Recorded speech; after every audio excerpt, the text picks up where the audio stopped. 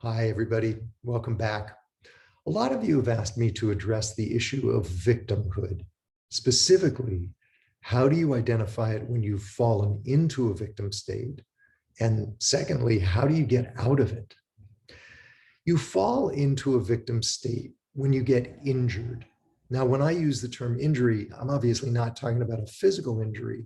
I'm talking about more of like a blow to your ego.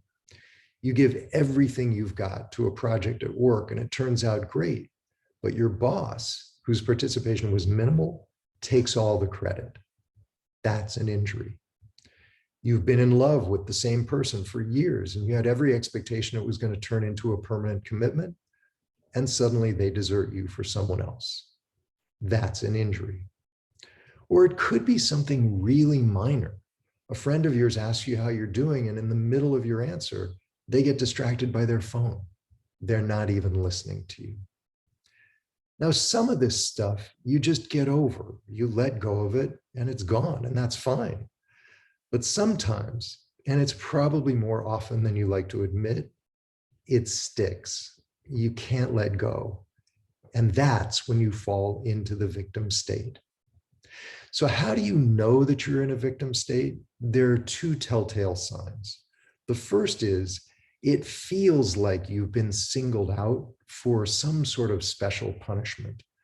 I'm not saying you think that consciously, but if you examine the feelings that are coursing through you, there's just a sense of having been uniquely persecuted by the universe.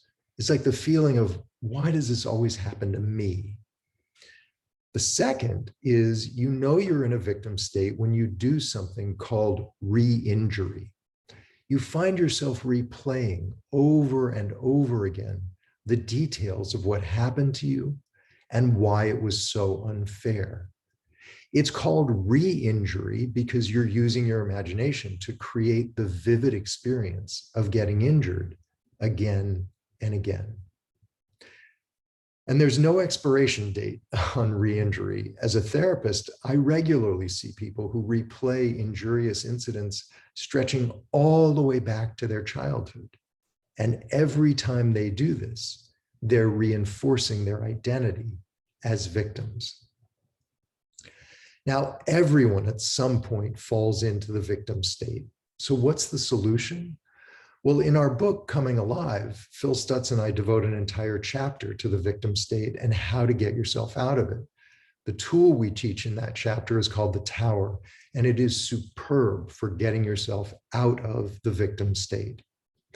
But I also suggest doing shadow work as soon as you feel injured.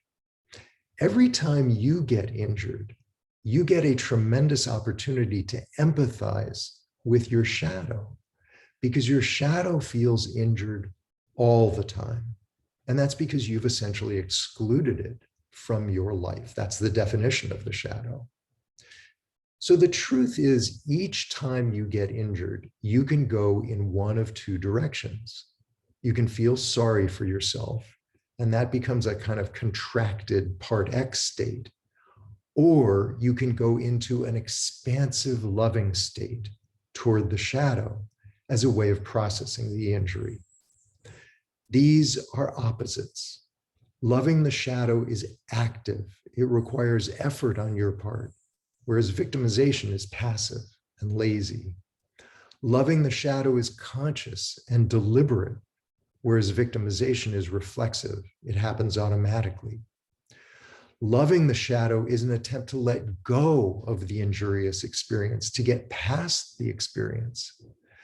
Whereas going into victimization is an attempt to hold on to that experience and to allow it to define you.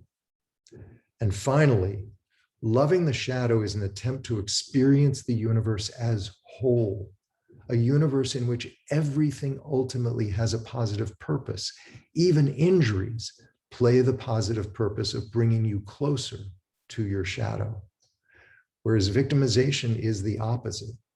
It's a way of asserting that the universe is deeply flawed and fundamentally unfair. Make no mistake, the moment you are injured, you make a choice.